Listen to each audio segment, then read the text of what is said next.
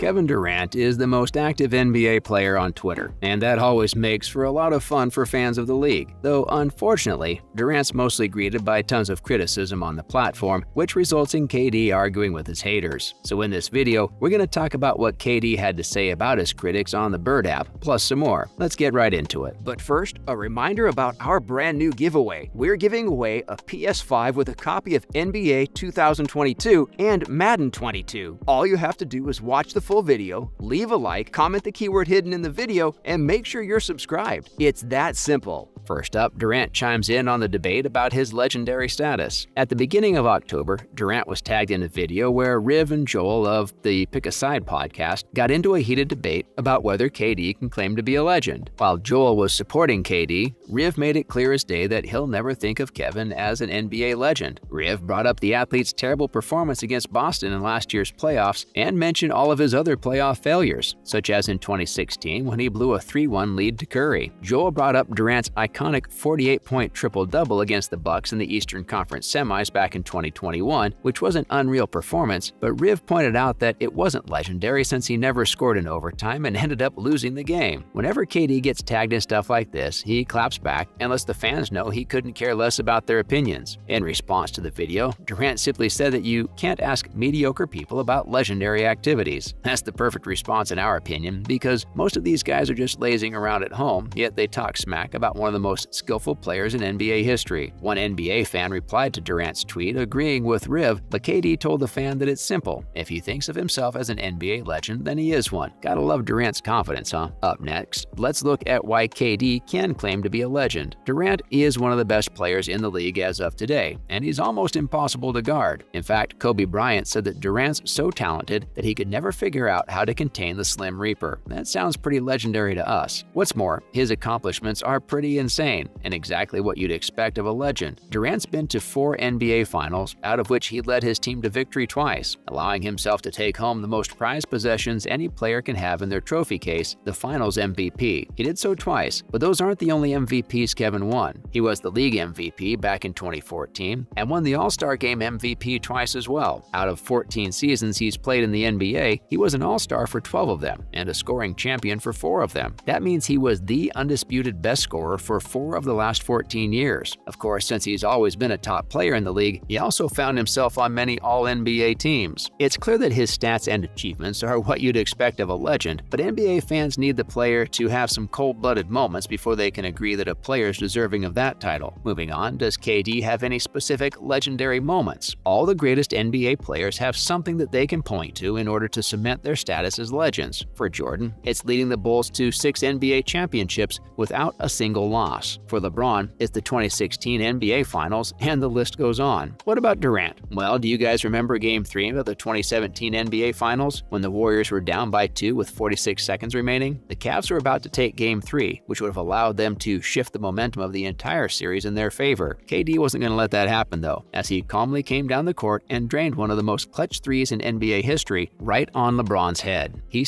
the life out of every Cavs supporter in the arena and around the world. Without that shot, the series would have looked really different. Durant didn't stop there, as he'd drill another clutch 3 just a year later in the NBA 2018 Finals from the same spot. There was just about a minute left in the game with the Warriors up 3, but thanks to Durant's heroics, Golden State was up by 6, and the Warriors ended up with a commanding 3-0 lead. After those 2 shots and his amazing performances in each series, it's no surprise he was voted the Finals MVP both times. Following up, let's look at why some people think Durant isn't a legend yet. For years, we've seen LeBron do the most with the least, and this is one of the biggest points of criticism in relation to Durant. He's never been able to carry teams to the finish line when he doesn't have much help. Instead, the 12-time All-Star only had success when helped by a second star like Steph Curry. Back in 2013, when KD was on the Oklahoma City Thunder, he led them to the 1st seed in the West. But the second Russell Westbrook was out, he couldn't even make it past the 5th-seeded Grizzlies. Sure, he put up pretty good stats, but LeBron's dealt with far worse and still willed his team to victory. Then came 2016.